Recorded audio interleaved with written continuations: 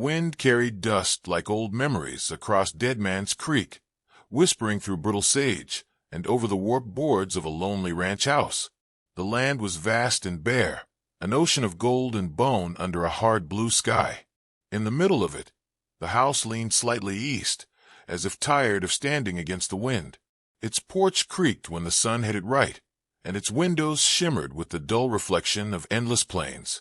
This was where Eleanor Ray lived, a woman the town had nearly forgotten, though the land itself seemed to remember her every step.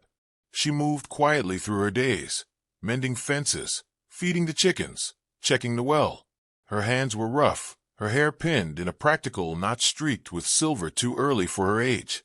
The ranch had once echoed with laughter and boots, with a man's deep voice calling her name from the barn. Now it was silence that filled the air, and silence that she had learned to live with.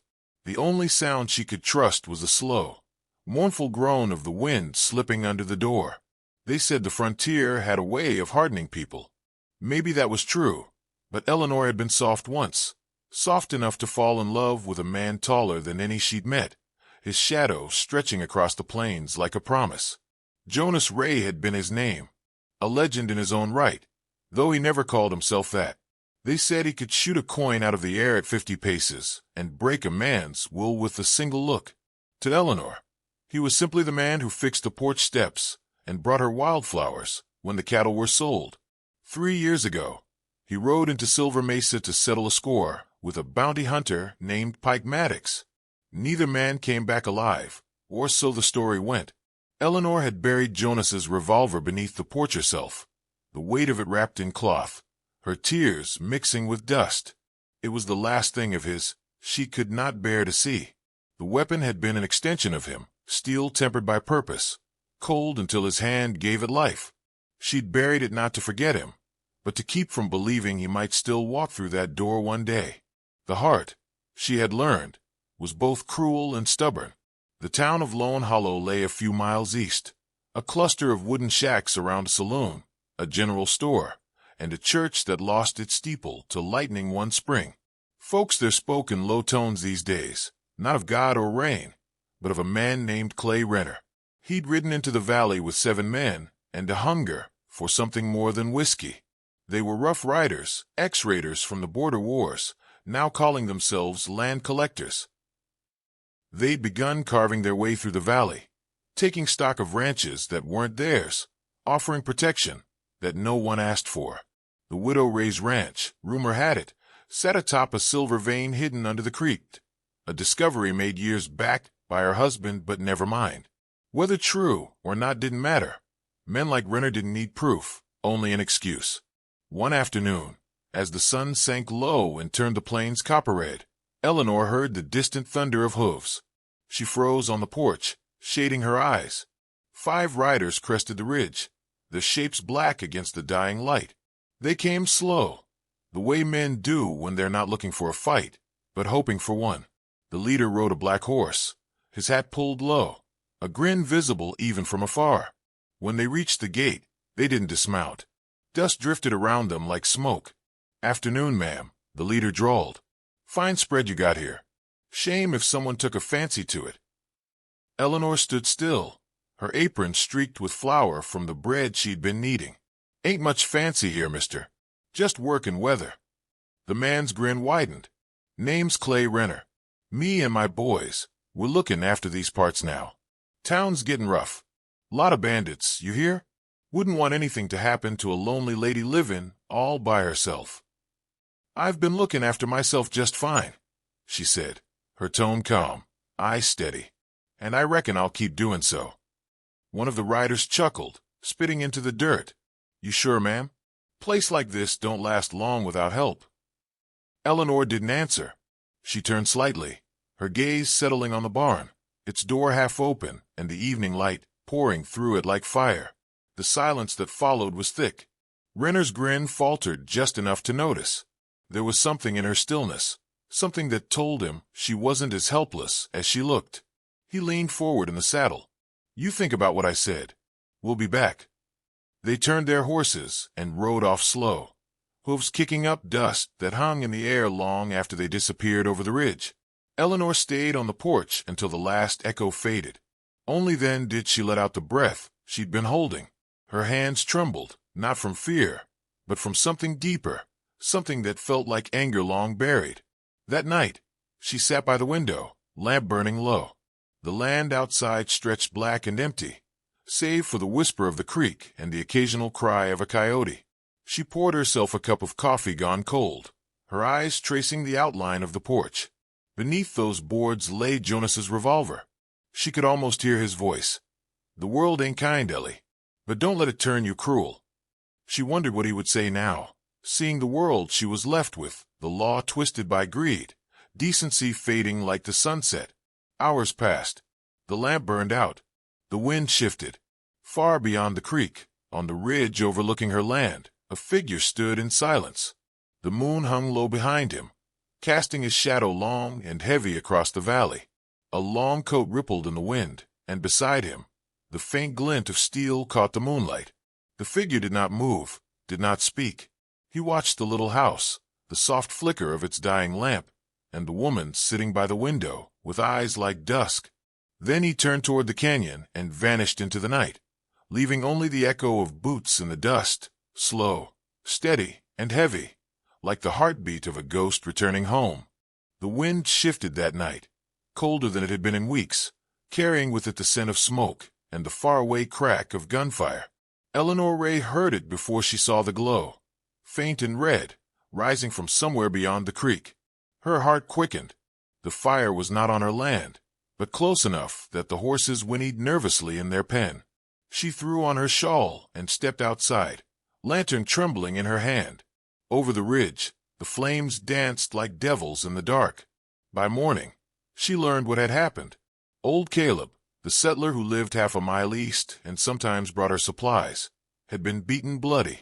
Clay Rener's men had come at night, claiming he'd warned her about them, that he'd stood in their way. Now he lay half-conscious on the floor of the saloon, his face a ruin. The sheriff stood over him, scratching his beard, pretending to care. But everyone in Lone Hollow knew better. Sheriff Lawton didn't cross Clay Rener. Not since Renner bought him a new horse and paid his gambling debts. When word reached Eleanor, she sat still for a long while, her coffee untouched. Through the window, she could see the barren fields, the gray ash that had drifted on the wind from Caleb's burned-out barn. It all seemed too quiet, too still, as though the land itself were holding its breath. That evening she saddled her mare and rode to town. People watched her from doorways, some pitying, some fearful, none daring to speak. The saloon doors creaked as she entered, and the piano went silent mid-tune. Renner sat at a table near the back, boots up, whiskey glass in hand. The sight of her made him grin. "Well now," he drawled, tipping his hat slightly. "If it ain't Mrs. Ray, brav in the wilds for a drink." "I came to see Caleb," she said. Her voice was soft, but the kind of soft that carried weight. Renner's grin didn't fade. "He ain't seeing much of anything right now. Maybe next time he'll mind his own business." "You did this." He shrugged, swirling his whiskey. "We all do what we gotta do, ma'am. You could save yourself a lot of grief by signing that deed over. A woman alone can't hold this kind of land forever." Her eyes didn't waver. "You think I'm alone?" That question, quiet, almost a whisper, made something flicker behind Renner's eyes, something unsure. He leaned forward. "I think you're talking big for someone who don't got a man left to back her words." Eleanor turned and left without another word, but as she stepped into the evening light, her hands trembled not from fear, but from something far deeper. She thought of Jonas, the way his laughter used to fill this valley, the way he'd lift her like she weighed nothing, his eyes soft only for her. "If evil ever rides for you, I'll be there." Those were his last words before he rode into Silver Mesa, and though she'd heard them 1,000 times in her mind, tonight they felt closer, heavier, as if carried on the wind itself. Far out in the canyon, a fire crackled beneath the shadow of jagged stone. The stranger sat cross-legged beside it, a mountain of a man wrapped in a long duster coat. His face was half hidden beneath the brim of his hat, his beard thick and streaked with gray. The firelight glinted off a revolver resting on his knee, its surface worn but cared for, the initials JW carved faintly along the grip. He worked the weapon with slow precision, brushing away dust from the cylinder, loading each chamber like a ritual. His hands were scarred, steady. Every motion spoke of patience, of years spent waiting for something that never came. Behind him, the canyon walls caught the echo of a coyote's cry. He looked toward the sound, eyes narrowing, then turned his gaze east, toward Dead Man's Creek. In Lone Hollow, the gossip spread like prairie fire. "Swear I saw a big feller up near the ridge last night." One ranch hand told another over whiskey. "Must have been 7 feet if he was an inch." "Probably just a drifter," another said. "Ain't no ghosts in these parts." The barkeep shook his head. "You ain't heard the old talk. They used to say the giant of Silver Mesa didn't die that day. Said he crawled out of that canyon, half burned, half mad, and went walking the desert ever since." The others laughed, but their eyes darted toward the door, as if afraid the legend might hear them. Back at her ranch, Eleanor found the first sign that Rener's men had returned. A fence post lay cut clean through, the wire twisted and left dangling. 2 of her horses were gone, tracks leading off toward the creek. A paper was nailed to her door, flapping in the wind. "Sell now. Next time it's you." She stood there for a long moment, the note in her hand, the cold sinking deep into her chest. Then she folded it neatly and placed it on the table beside her lamp. She would not run. She would not bow. Night came swift and dark. The moon was a thin sliver behind clouds, the kind that hung low and heavy before a storm. Eleanor sat by the hearth, knitting by habit more than purpose. The room smelled faintly of smoke and old pine. Every creak of the house made her pause, listen, then breathe again. At some point she heard a sound, soft, rhythmic, almost human. Footsteps in the dirt outside. Slow ones. Her hand went to the drawer where she kept Jonas's old hunting knife. The blade was dull, but it felt like something solid to hold on to. The footsteps stopped near the porch. Then silence. Only the whisper of wind against the boards. She rose slowly, heart pounding. Through the window, she saw nothing, only the faint outline of the corral and the shifting dark of the trees. But then she noticed it, a light, far off toward the ridge. A single flicker, like a lantern moving through the brush. Too steady for lightning, too low for a star. She opened the door quietly, stepping out into the cool air. The land spread before her, silver gray beneath the clouds. Somewhere out there, that light pulsed again, brief but deliberate, as if someone were signaling. She took a few cautious steps forward, the dry grass brushing against her skirt. And then came another sound, the low rumble of thunder. It rolled over the valley like distant cannon fire, shaking the boards under her feet. She turned toward the sound, her pulse quickening, eyes scanning the darkness. That was when she saw it, just for a heartbeat, a silhouette at the edge of the yard, tall, broader than any man she'd ever seen, a coat billowing in the wind. She froze. The storm broke above her, lightning tearing across the sky, throwing the land into harsh white light. For a single instant, the figure stood clear against the rain, motionless, watching her. Then the light was gone, swallowed by thunder and darkness. Eleanor stepped back onto the porch, her breath ragged. The knife trembled in her grip. When she looked again, the figure had vanished. Only the rain remained, falling harder now, drumming on the roof like a warning. She backed into the doorway, the wind slamming the shutters against the wall. The lantern inside flickered, then died. Outside, the storm howled. Somewhere beyond the creek, a gunshot echoed, one single, distant shot that cracked the night in half. Eleanor pressed her back against the door, eyes wide in the dark, and whispered to no one, "Jonas." Dawn came cold and pale, the kind of light that carried no warmth, only a sense of reckoning. The first thing Eleanor noticed was the stillness, too perfect, too deliberate. The birds hadn't sung, and even the wind held its breath. She stepped onto the porch with her shawl tight around her shoulders. The sky to the east glowed faintly gold, the kind of morning that promised heat later, but felt like frost now. And then she heard them, the steady drum of hooves coming up the ridge. Clay Rener and his riders moved like a dark tide across the plain. 8 men on horseback, dust swirling behind them in a long serpent trail. They rode without haste, with the confidence of men certain no one would stand in their way. Eleanor stood by the gate, her eyes narrow, her chin high. The mare in the corral snorted and stamped the ground uneasy. Rener reined in his horse a few yards from her porch, his grin already in place. "Morning, Widow Ray," he called, tipping his hat mockingly. "Hope you had a good night's sleep. It's time to finish our little business." Eleanor said nothing. He gestured toward one of his men, who pulled a rolled paper from his coat and waved it. "We got the deed right here. You sign it, you live easy.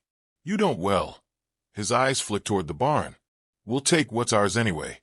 Her voice, when it came, was soft but clear. "You can take the land when you take my last breath." The grin faded. "That can be arranged." The sound came first, the sharp click of a hammer pulled back. Then, the first shot shattered the silence. The bullet ripped through the window behind her, glass exploding across the porch. The horses screamed, the air filled with dust and gunpowder. Eleanor ducked behind a post as more shots followed, splintering wood and tearing through the siding. Rener's men hooped like devils, circling the house, firing into the windows, their laughter carrying over the wind. The smell of smoke thickened. A lantern had fallen in the barn, and flames began licking at the hay. Eleanor crawled across the porch, heart hammering, eyes stinging from smoke. She could hear the fire roaring now, hungry alive. "Come out, lady," one of the men shouted. "Ain't no point hiding." She reached for the small rifle behind the door, Jonas's old one, long and used and rusted at the barrel. Her hands shook, but she loaded a round, aimed toward the sound of laughter, and fired. The shot went wide, kicking up dirt near a rider's boot. The men roared with amusement. Rener's voice boomed above it all, cruel and amused. "Don't make this harder, ma'am. I'll give you one last chance." Eleanor's answer came as a whisper through her teeth. "Over my dead body." The barn groaned as the roof caved in, flames reaching high. The heat pressed against her face, the smoke choking the morning air. Somewhere in the chaos, a deep sound echoed across the valley, a single gunshot, heavier than the rest, ringing like thunder. It stopped everything. The riders froze. The laughter died. The echo rolled off the canyon walls and lingered like an omen. A figure stepped through the rising smoke beyond the corral, tall, broad-shouldered, the long coat trailing behind him like a shadow come alive. His hat brim hid his face, but the sunlight caught the steel glint of the revolver in his hand.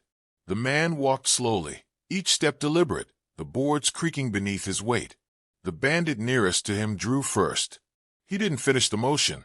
The stranger's gun spoke once, a booming roar, and the man flew backward out of his saddle, his body hitting the dirt hard. The next rider shouted and fired wildly.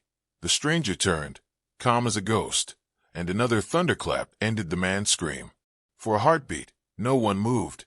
Then one of Rener's men stammered, He's supposed to be dead." Rener's eyes widened as recognition struck him. That voice from the canyon, that legend he dismissed, the giant of Silver Mesa.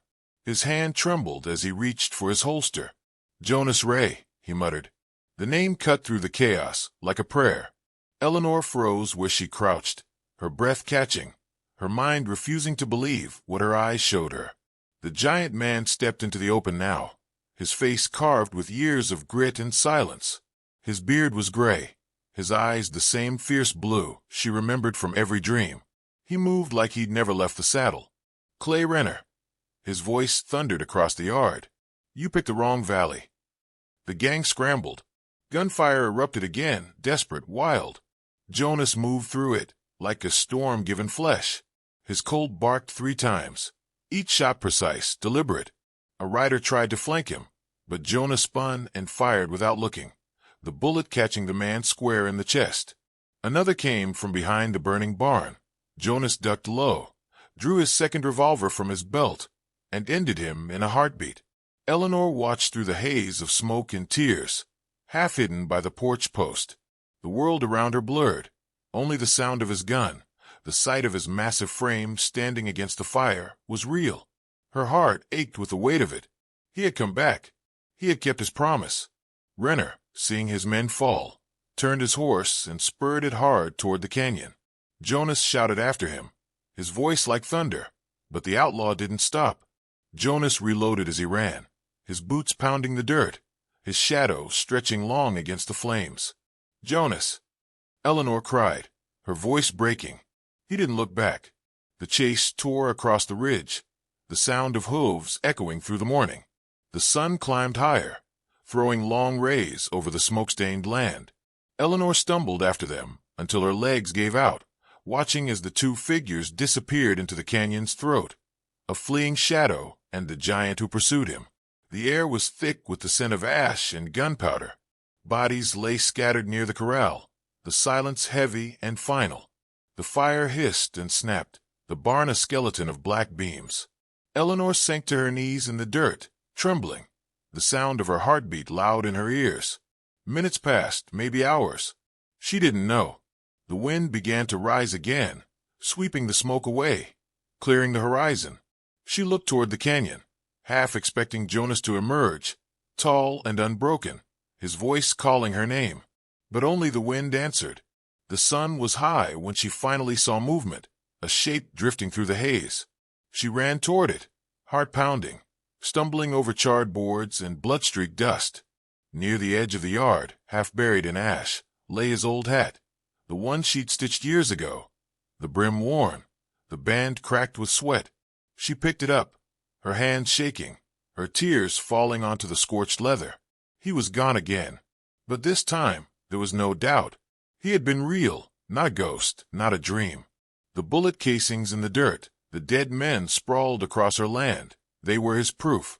Eleanor sank to her knees, clutching the hat to her chest as the wind carried away the last of the smoke.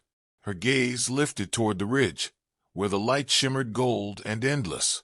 Somewhere beyond it, she knew, Jonas Ray was still riding, into the canyons, into legend, into the place where men like him belonged. The valley lay silent again, but not empty. The air felt different, cleaner, steadier, as if justice itself had passed through and left its mark. And as she knelt in the dust, the widow whispered through her tears, "You came back, my love. You kept your word." Morning rose pale over Dead Man's Creek, soft light spilling over the ashes of what once burned. Smoke lingered low, drifting across the valley like the memory of a bad dream. The ground was blackened, scarred. The barn was gone, nothing left but its charred frame and the faint hiss of cooling embers. Around the yard, the bodies of Clay Rener's men lay where they'd fallen, still and heavy, their guns scattered beside them. Horses that hadn't bolted wandered the plain, reins dragging in the dust. Eleanor Ray stood at the edge of the porch, her face drawn and gray. Her hands were blistered from the heat, her dress torn from the night before. She hadn't slept. Her eyes, red and rimmed with smoke, stared at the horizon where Jonas had vanished. The land was quiet now, too quiet, and she knew what that meant. The storm had passed, but something inside her still hadn't settled. By mid-morning, riders appeared in the distance, the sheriff and his deputies, moving slow and solemn like undertakers. Sheriff Lawton dismounted first, tugging at his vest, his expression caught between guilt and duty. "Mrs. Ray," he said, tipping his hat, though the gesture carried no respect. "Heard there was trouble out this way." Eleanor didn't answer. He glanced at the bodies, shifting uneasily. "Looks like you handled it." Her eyes turned to him, cold and steady. "You're late." The sheriff cleared his throat. "We'll see to burying what's left. Any sign of Rener?" She didn't respond. He waited a beat, then motioned to his men. They moved among the dead, dragging them toward a wagon, boots scraping through dust and ash. One of them muttered something about the fire, about the devil's own hand at work, and crossed himself. By noon, the word had spread to Lone Hollow. The widow Ray had survived. Rener's gang was finished. No one knew how it happened, not exactly. Some said she'd fought them off herself, that the fire had scared them into madness. Others swore they'd heard thunder with no storm, and the sound of a single gun speaking above all others. The bolder ones whispered it outright. The giant of silver Mesa had returned. In the canyon, near the bend where the river ran cold and narrow, a ranch hand found Rener's body.